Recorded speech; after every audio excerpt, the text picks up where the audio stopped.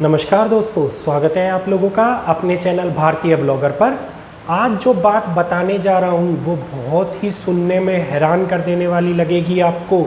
और क्या हकीकत में ऐसा घटित हो रहा है, ये आप लोग मेरी बात को सुनने के बाद में अंदाज़ा लगाइएगा और समझिएगा कि क्या जो बोल रहा हूँ वो सत्य है। क्या हकीकत में चारों तरफ यही घटनाएं घट रही हैं जिस प्रकार से चारों ओर भविष्यवाणियों का इशारा हो रहा है, पुराणों का इशारा हो रहा है, क्या वो सारी घटनाएं अब सत्य होती नज़र आ रही हैं? क्या हकीकत में महाभारत का दूसरा युद्ध शुरू होने वाला है? क्या हकीकत में इस दुनिया का अंत होने वाला है, या दुनिया तो बचेगी लेकिन युग परिवर्तन होगा? तो ये बातों को अगर आप ध्यानपूर्वक सुनेंगे तो दोनों ही बातों का जो निर्णायक रूप निकल के आता है वो अलग निकल के आता है। तो आज सारी बातें इस वीडियो के अंदर मैं आप लोगों को बहुत ही विस्तार पूर्वक समझाऊंगा। तो शुरू करते हैं हम अपनी वीडियो को।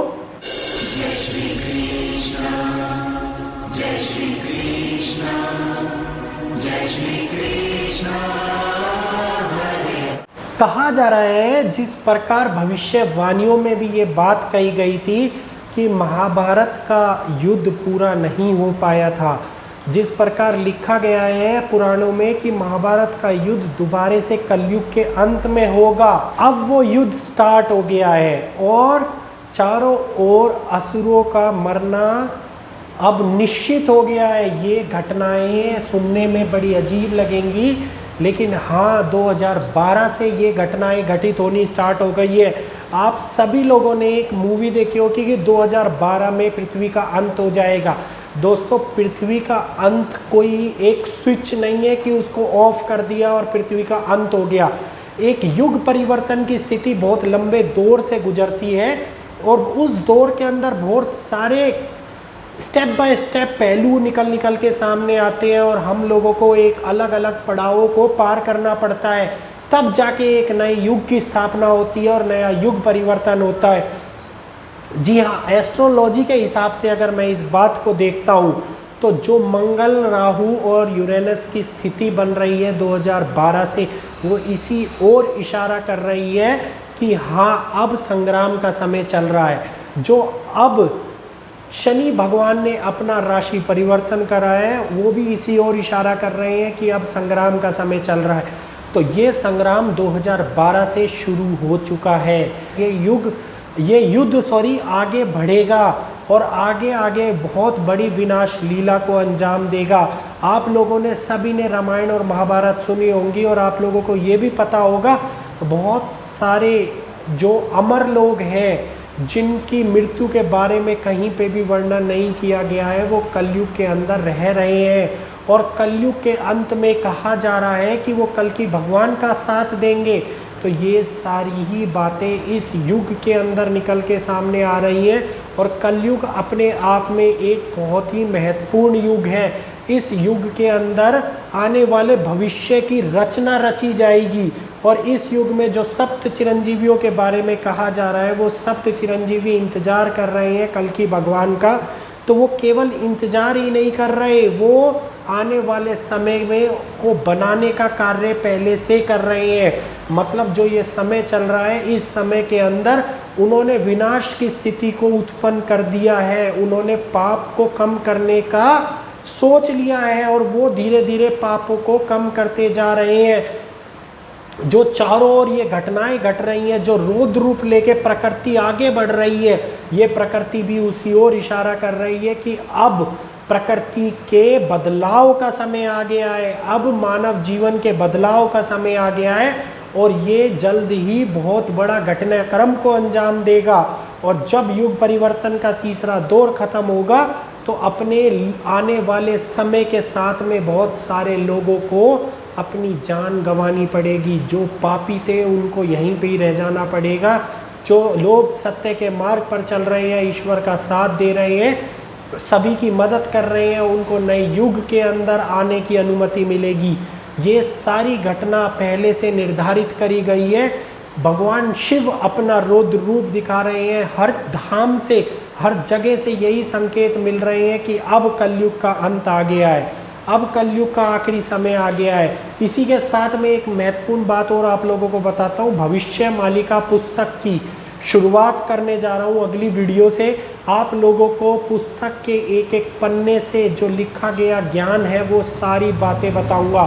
इस बार हम बहुत ही महत्वपूर्ण लाइव सेशन में चर्चा करेंगे, क्या नोवा अवतार जो कहा जा रहा है कल की भगवान 10वें अवतार है, क्या नोवा अवतार हकीकत में हमारे सामने आ चुका है, और आ चुका है तो वो नोवा अवतार कौन है। ये बात YouTube पे कहीं भी देखने को नहीं मिलेगी। इस वीडियो के बाद में जो आने वाली वीडियो है वो बहुत ही ज़्यादा महत्वपूर्ण होगी। सभी लोगों को पता लगेगा क्या हकीकत में क्या घटनाक्रम और क्या हमारे पुराणों के साथ में छेड़छाड़ करी गई थी जो अब नई रूपरेखा को अंजाम देगी, और क्या मनुष्य आगे बढ़कर उस नई रूपरेखा के अंदर अपने आप को आगे बढ़ाएगा। जो 6000 साल पहले एक जीवों का अंत हो गया था, उल्का पिंड गिरने से 6000 करोड़ साल पहले, जो अब बात करते हैं डायनासोरों की कि मर गए थे, उनके बाद जीवन की उत्पत्ति दोबारा हुई है। तो मानव जीवन की उत्पत्ति जब हुई है इस पृथ्वी पर, तो ये सारी घटनाक्रम इसी कलयुग के अंदर घटित होने हैं। और जब कलयुग का अंत होगा तो आने वाले टाइम के अंदर सप्त चिरंजीवी मिलके आगे बढ़ेंगे और स्वयं कल की भगवान का साथ देंगे, तो चारों ओर प्रलय की स्थिति अब नया रूप देगी। भारत के लिए बहुत ही कठिन समय आने वाला है। आने वाले टाइम के अंदर भारत ही नहीं पूरा विश्व इस कठिन समय से जूझेगा, और ये चीज़ें आप अपनी नज़रों से देखेंगे। आप लोग इस वीडियो को याद करेंगे कि हाँ, ये समय अब जो बताया गया था वो घटित हो रहा है। आप लोगों को बहुत ही महत्वपूर्ण बात बता रहा हूँ, अपने आप को संभाल के रखिए, कैश को संभाल के रखिए, क्योंकि ये समय आपके व्यय करने का नहीं है, ये समय आपको संभाल के रखने का है। इस समय के अंदर महाभारत के दूसरे युद्ध के अंदर जब पहला युद्ध हुआ था तो बहुत बड़ी हानि हुई थी, और बहुत लोगों को, जिसके अंदर कुछ लोग अच्छे भी थे जिनको अपनी जान गंवानी पड़ी थी, और कुछ लोग बुरे भी थे जिनको अपनी जान गंवानी पड़ी थी। और आने वाले टाइम के अंदर ऐसा इस समय दोबारा भी आएगा, और बहुत लोगों को अपनी जान गंवानी पड़ेगी, और बहुत लोगों को इससे बच नहीं पाएंगे। हर मंदिर से जो संकेत मिल रहे हैं वो धीरे धीरे आपके पास में मैं लेके आता रह रहा हूँ।